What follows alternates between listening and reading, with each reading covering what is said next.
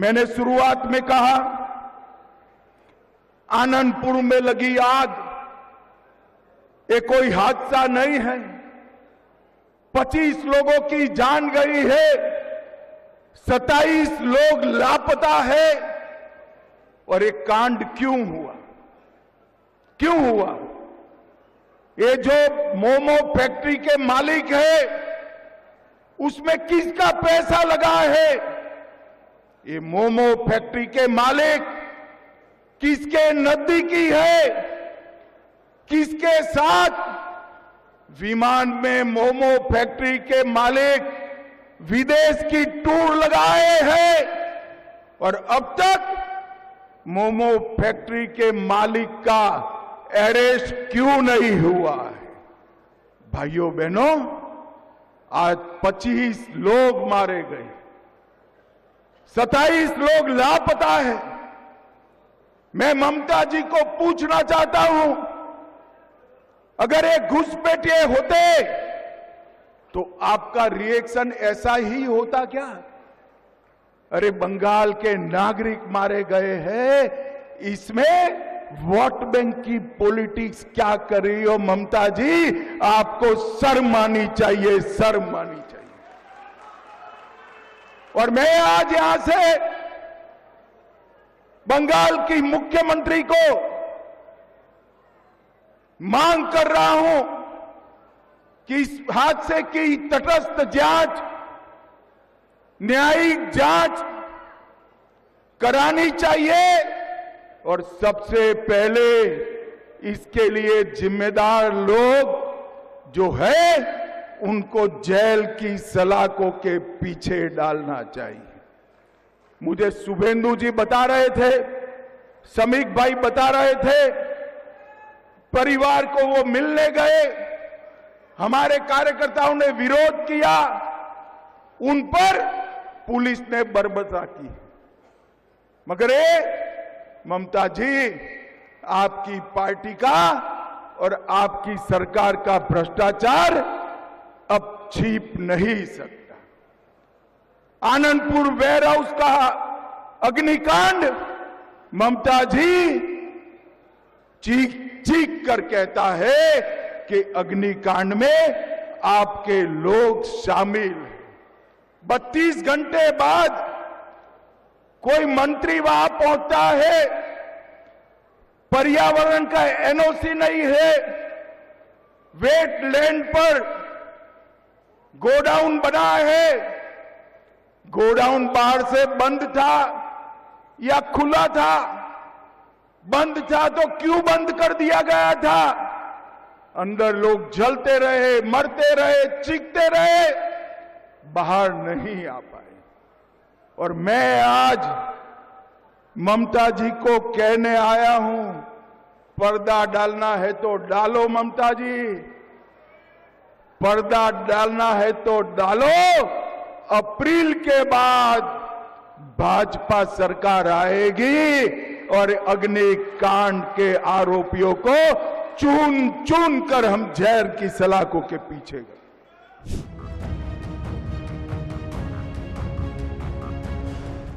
हर तरह से बंगाल में एडमिनिस्ट्रेशन समाप्त हो गए। ये 2026 का साल टीएमसी को टाटा बाय बाय कहने का साल है, टाटा बाय बाय कहने का। बंगाल की जनता टीएमसी को कम्युनिस्टों से मुक्ति पाने के लिए आई और टीएमसी ने तो कम्युनिस्टों को भी अच्छा कहलाने का काम कर दिया। यहां कट बनी, भतीजे की दादागिरी, पुलिस का दुरुपयोग और घुसपैठ एक इंडस्ट्री बना हुआ है। भाइयों बहनों, मैं घुसपैठ के लिए बाद में बात करूंगा, मगर गत समय जब मैं आया, मैंने कहा बंगाल में प्रचंड बहुमत से बीजेपी की सरकार बनने वाली। मुझे बताओ, आप सभी लोग, प्रचंड बहुमत से बीजेपी की सरकार बनने वाली है या नहीं बनने वाली है? अरे जोर से बोलो, बनने वाली है या नहीं बनने वाली? ये ममता बनर्जी मेरा मखौल उड़ा रही थी। ममता दीदी, जब प्रभु श्री राम ने राम सेतु बनाया, तब रावण ऐसा ही मानता था कि इस प्रकार से मुझे कोई हरा सकता है क्या? मैं आपको बताता हूं, 2014 में हमें सिर्फ 2 सीट मिली थी। 2019 में 41% वोट और 18 सीटें मिली। 2024 में 39% वोट मिला है और 2021 की विधानसभा में 38% वोट और 77 सीटें लेकर शुभेंदु अधिकारी हमारे विपक्ष के नेता बने हुए। विपक्ष के नेता ममता दीदी, अब हमें तो 38% से 45% का जंप लगाना है। आप एक बार देखना, भारतीय जनता पार्टी का वोट शेयर 50% से ज्यादा होने वाला है और प्रचंड बहुमत से हमारी सरकार बनने वाली है।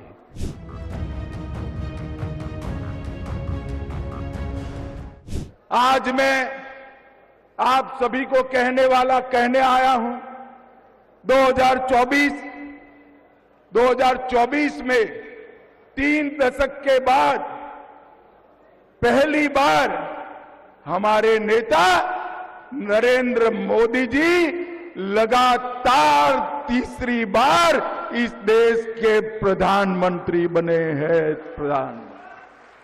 24 में ही हमने आंध्र में सरकार बनाई, ओडिशा में पहली बार सरकार बनाई, अरुणाचल में तीसरी बार सरकार बनाई, 25 में हरियाणा, महाराष्ट्र और दिल्ली में 30 साल के बाद सरकार बनाई और 25 का अंत आते आते बिहार में भी प्रचंड बहुमत के साथ भारतीय जनता पार्टी और एनडीए की सरकार हुई और 26 में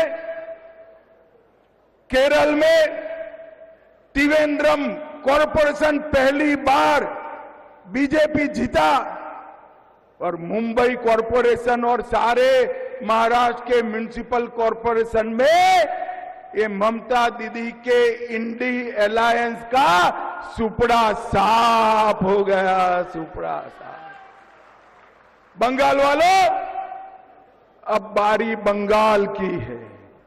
मां, माटी और मानुष का नारा देकर ममता बनर्जी सत्ता में आई।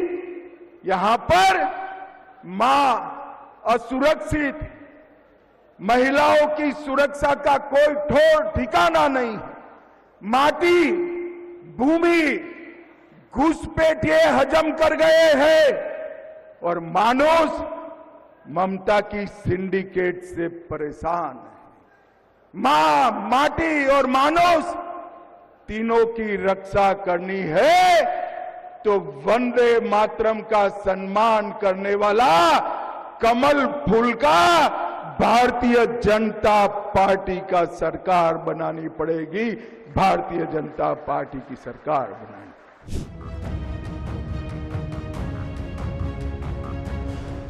मैंने पार्लियामेंट में जवाब दिया था कि बाड़ लगाने के लिए, फेंसिंग करने के लिए ममता बनर्जी आप हमें जगह नहीं दे रही हो, भूमि नहीं दे रही हो, इसके कारण फेंसिंग पूरी नहीं होती। नदी नाले से, दुर्गम पहाड़ों से जो घुसपैठिए आते हैं उनको आपका पटवारी रोकता नहीं है, आपका पुलिस वाला रोकता नहीं है और आप यहां से फर्जी डॉक्यूमेंट बनाकर उनको पूरे देश भर में भेज रही है। भाइयों बहनों, मैंने पार्लियामेंट में भाषण करा था, तृणमूल कांग्रेस के सांसद इसका विरोध करे थे, मगर कुछ दिन पहले मुझे बड़ा खुशी है कि कलकत्ता हाई कोर्ट ने भी बीएसएफ को सारी भूमि 31/3/26 के पहले देने का ऑर्डर किया। हाई कोर्ट ने स्वीकार करा कि ममता बनर्जी भूमि देने में सहयोग नहीं कर रही, घुसपैठिया रोकने में उनको कोई इंटरेस्ट नहीं। और मित्रों, ये बहुत बड़ा झटका ममता बनर्जी को मिला है, मगर मैं बंगाल की जनता को कहकर जाता हूं, आप ऐसा मत सोचना कि हाई कोर्ट के जजमेंट के बाद भी ममता बनर्जी ये भूमि बीएसएफ को देगी। वो नहीं देगी, क्योंकि उनका वोट बैंक वो घुसपैठिए है, घुसपैठिए। मगर मैं साथ में बंगाल की जनता को ये भी कहना चाहता हूं कि 31/3 को ममता बनर्जी भूमि दे या न दे, अप्रैल के अंत में भाजपा का मुख्यमंत्री 45 दिन में सारी बाढ़ का काम पूरा कर देगा।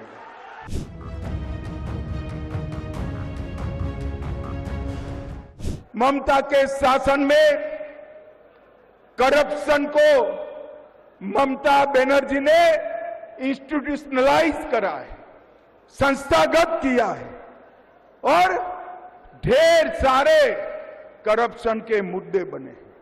और ममता बनर्जी कहती है कि करप्शन कहां है। ममता बनर्जी को मैं बताना चाहता हूं, कैश फॉर क्वेरी घोटाला, शिक्षक भर्ती घोटाला, एसएससी घोटाला, नगर पालिका नगर निगम भर्ती घोटाला, गाय तस्करी का घोटाला, राशन का घोटाला, मनरेगा का घोटाला, पीएम आवास का घोटाला। ममता बनर्जी जी, हजारों करोड़ का भ्रष्टाचार हुआ है, आपको दिखाई नहीं पड़ता है।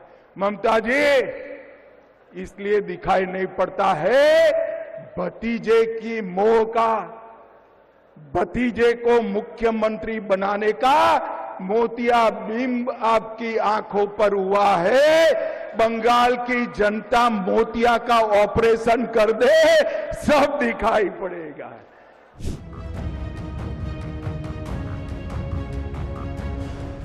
भाइयों बहनों, पार्थ चटर्जी, ज्योति प्रिया मलिक, अनुव्रत मंडल, जीवन कृष्ण साहा, माणिक भट्टाचार्य, अजीत मैती, मदन मित्रा, चंद्रनाथ सिन्हा, परेश पाल, कुंतल घोष, अराबुल इस्लाम, फिरहाद हकीम, शोभन चटर्जी, कुणाल घोष, ये सारे लोग जेल में गए।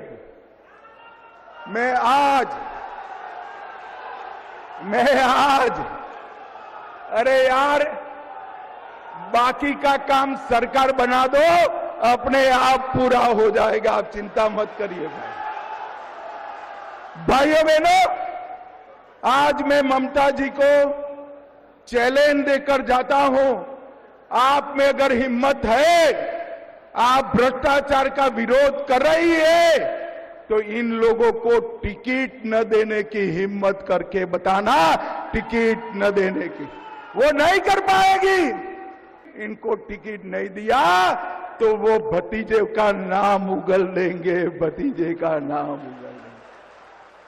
मगर मैं आज बंगाल की जनता को कहकर जाता हूं कि हम भारतीय जनता पार्टी की सरकार बनने के बाद सुप्रीम कोर्ट के एक जज की अध्यक्षता में सारे भ्रष्टाचार की जांच कराएंगे और एक एक करप्ट व्यक्ति को चुन चुनकर जेल में डालने का काम करेंगे।